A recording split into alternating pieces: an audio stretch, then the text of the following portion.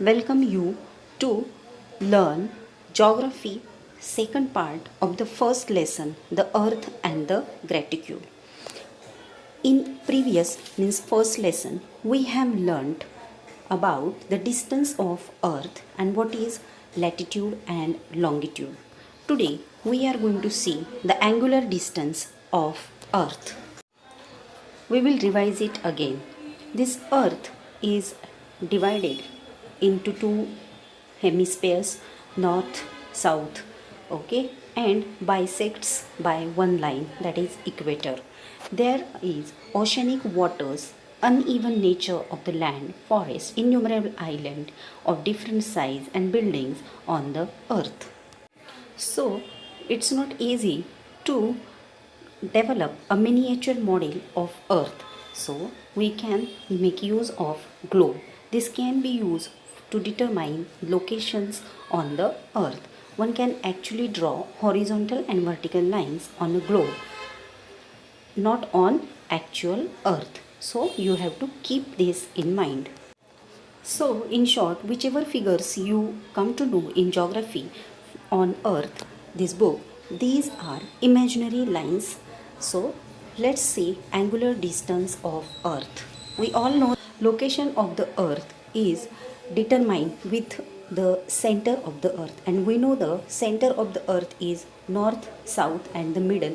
Here point M shows the center of the earth. In order to consider straight line joining the point of the surface and the center of the earth, in this figure we come to know that XMV has 30 degree, and that is an angular distance from the equator, and 60 degree, that is VMY.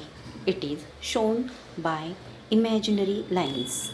Here in this figure we come to know that there in North Pole and South Pole circle is made, and that circle also bisects or any point going to form an angle of 30 degree at the center of the earth. So we can easily understand, or that yellow line, that yellow plane known as equatorial plane.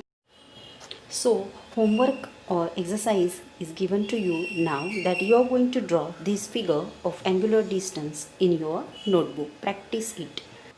Now we will see on page number 3 next point, that is parallels of latitude. See this picture. Here we come to know there is globe and various degrees distances shown, but lines on that blue color are parallel to each other. You can also draw it on your notebook. Circles created at same angular distance from the center of the earth are parallel to one another. Hence, they are called parallels of these latitudes. If you observe this picture, we come to know that these values of parallels are angular measures expressed in degrees only. So, here we understand how we read these parallels. At the middle of this picture, we come to know that there is equator, and from both sides 0 degree equator is shown, north and south pole. In this figure we come to know that there is one line in the middle of the earth which bisects the earth into two north and south parts, northern hemisphere and southern hemisphere.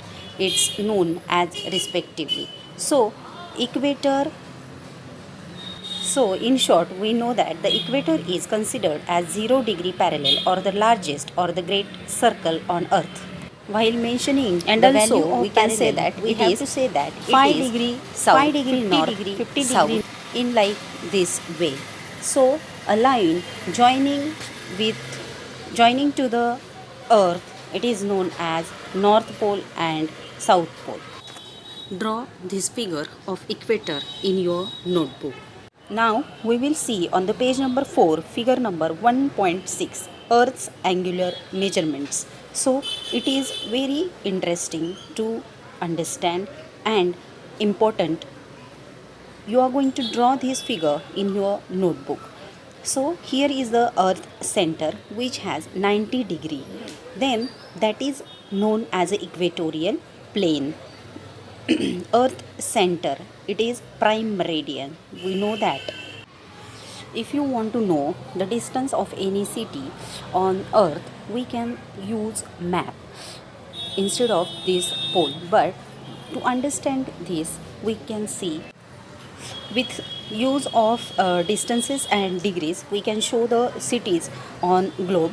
But on actual map, we can show cities like North America, Orleans, Cairo in Africa, or Basra and Lhasa in Asia are all located on 30-degree north parallel. You are going to draw this 1.6 Earth's angular measurement figure in your notebook nicely, so you can understand everything properly. Equator, middle part of Earth is known as Earth's plane, so you can draw it and study it. I hope you understand all these things very nicely. You can draw these figures in your book in next part. I hope you understand this first part of this lesson. Remaining part, that is meridians of longitude, we will see in next video.